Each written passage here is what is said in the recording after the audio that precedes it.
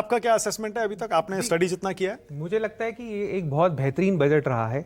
जो इस साल का जो निर्मला सीतारमण जी का जो पूरा फोकस रहा है वो मिडिल क्लास या इंडिविजुअल टैक्स पेयर को रहा है।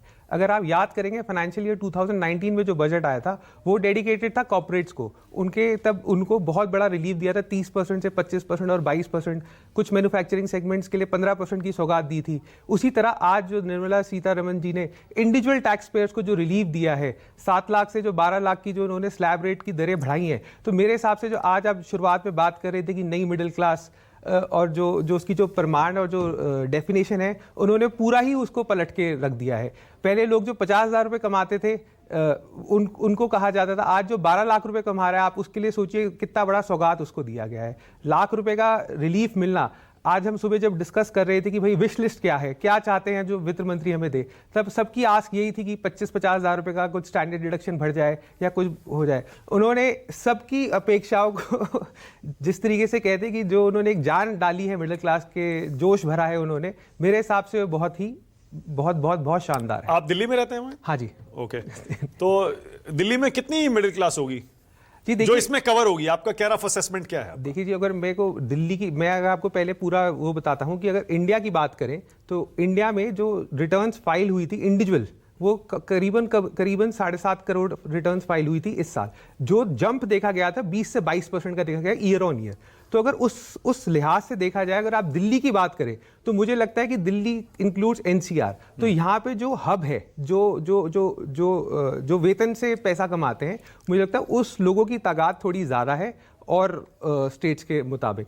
तो हालांकि मैं ये नहीं जानता कि ये पॉपुलिस्ट बजट था या क्या था, क्योंकि मोदी जी कभी पॉपुलिस्ट बजट में बिलीव नहीं करते। जब 24 के भी इलेक्शंस थे, ये पॉपुलिस्ट नहीं है, कैसी बात कर रहे हैं आप? ये पॉपुलिस्ट से भी ज्यादा है मेरे हिसाब से, पॉपुलिस्ट से भी एक कदम ज्यादा है। तो लोगों की सोच से भी परे है। आप 25-50 हज़ार की बात करते हो, उन्होंने बोला क्या मांगते हो, लो आज मैं देता हूँ। जो 5 लाख रुपए का जो बोनस है, दिवाली बोनस की तरह, मैं उसको एक दिवाली बोनस ही समझता हूँ। बोनस ही है। और इसकी वजह क्या समझते हैं आप, क्यों किया है सरकार ने? जी, ये बहुत दिनों से ड्यू था। ये बड़े विम्स एंड फैंसीज के अकॉर्डिंगली चीजें नहीं करते, ये सोच समझ के एक रोड मैप तैयार करते हैं। मोदी 3 का ये फर्स्ट बजट था, और जो विकसित भारत 5 ट्रिलियन इकोनॉमी की बात करते हैं, उसके लिए आपको नीतियां लानी पड़ती है, एक रोड मैप तैयार करना पड़ता है। तो मुझे लगता है जो इंडिविजुअल लोग थे, जो इंडिविजुअल टैक्स पेयर थे, उन्हें पिछले 5 या 6 साल में बहुत थोड़ा रिलीफ इधर उधर दिया गया, बट ये रिलीफ एकदम से चुकाने वाला था, जो मैं उस चीज को बहुत वेलकम करता हूं। दिल्ली के चुनाव को देखते हुए किया गया है, बहुत सारे लोग कह रहे हैं।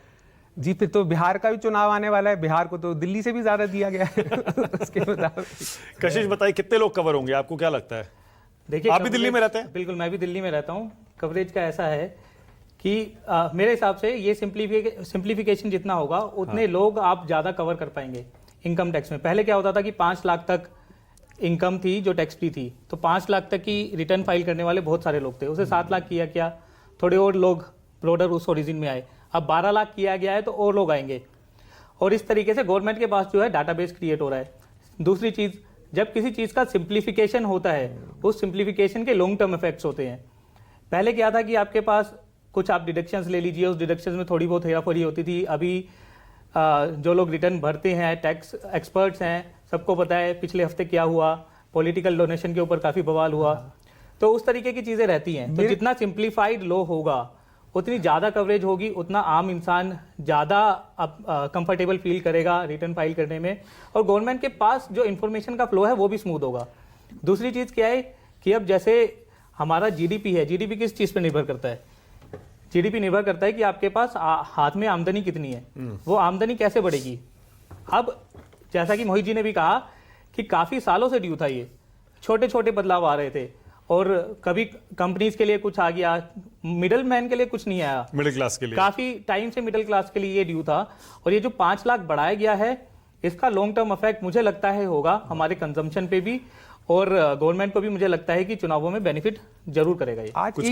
आज एक चीज जो उन्होंने बहुत बढ़िया बोली कि जो टैक्स के लिए जो उन्होंने एक विजन दिखाया कि भाई trust is the key, not scrutiny, trust first, scrutiny later. तो ये बहुत पॉजिटिव स्टेप दिखाता है कि उनको लोगों पे कितना भरोसा वो जाहिर कर रही है। It's a very positive approach of the government कि वो आज अपने लोगों पे विश्वास, अपने अथॉरिटीज को। हाँ, आप जो बोनस कह रहे थे ना, बोनस मुझे लगता है बोनस नहीं है ये। बोनस तो वो होता है जो साल में ऐसे एक बार मिल जाता है, अगले साल का पता नहीं।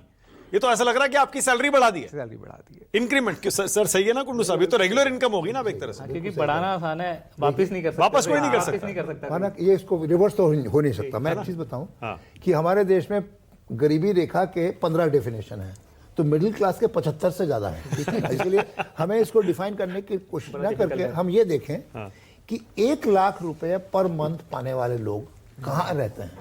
मैं दिल्ली में रहता हूं, लेकिन शोध करता हूं अर्बनाइजेशन पर। मैं आपको रफ स्टैटिस्टिक देता हूं। 45% लोग जो 1 लाख पे से ज्यादा अर्निंग करते हैं वो मेट्रोपॉलिटन शहर में है, जो मिलियन प्लस सिटीज में है, ठीक है। और मिलियन प्लस सिटीज 120 करीब होंगे कुल मिला के इस वक्त। बाकी जो 8000 जो शहर हैं, इनको हटा के उनके पास ये 1 लाख रुपए देने वाले, रफली मैं बिल्कुल रफ दे रहा हूं क्योंकि ये 2-3 साल पहले मैंने काम किया था, वो अनदर 35% है। तो 45 और 35 मिला के 80 हो गया। 20% जो है 1 लाख वाले वो गांव में है। गांव की आबादी जो है अभी भी जो है 75% है, उसमें 20% है। अब मैंने जो बताया कि ये जो मिडिल क्लास की स्पेंडिंग जब बढ़ेगा उससे इन्फ्लेशन हो सकता है, उससे जो पोअर वर्ग हैं वो सफर कर सकते हैं, तो इनइक्वालिटी बढ़ सकती है। लेकिन स्पेशल इनइक्वालिटी बढ़ने की चांसेस हैं, क्योंकि ये जो अगर 45% आपके टैक्स पेयर जो हैं वो मिलियन प्लस सिटीज में है, वहां पर एक्सपेंडिचर बढ़ेगा। आपके एमएसएमई जो है उनका भी लार्ज नंबर जो है इन्हीं शहरों में है। मुझे लगता है कि स्पेशल इनइक्वालिटी मतलब बड़े शहर और छोटे शहर और गांव के उसमें भी बढ़ सकती है, उसमें बढ़ने की गुंजाइश है। अब दिलीप ने देखिए अपना लाल चश्मा लगा लिया है। अब दिलीप आप बताइए दिल्ली इलेक्शन में कितना असर होगा इसका? इसका खास असर मैंने जिसे कहा कि बिहार के रेजिडेंट्स जो दिल्ली में रहते हैं उनके लिए यह खुशखबरी है। मिडिल क्लास, जैसे कुंडू साहब ने कहा कि जो अर्बन ड्वेलर्स है उनमें ये इम्पैक्ट जो है ये लोअर मिडिल क्लास में ही होगा।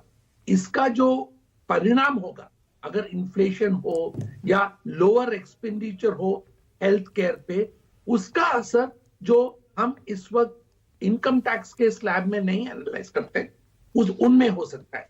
पर ये जो जानकारी है और ये जो इसका इम्पैक्ट दिखेगा अगले 5 दिन में तो नहीं दिखेगा। तो जनरल माहौल में जो एक्साइटमेंट आएगा, यही तो ना दिलीप, वन सेकंड दिलीप, मैं यही पूछ रहा था ना आपसे। आप तो इमेज कंसल्टेंट, इमेज गुरु हैं।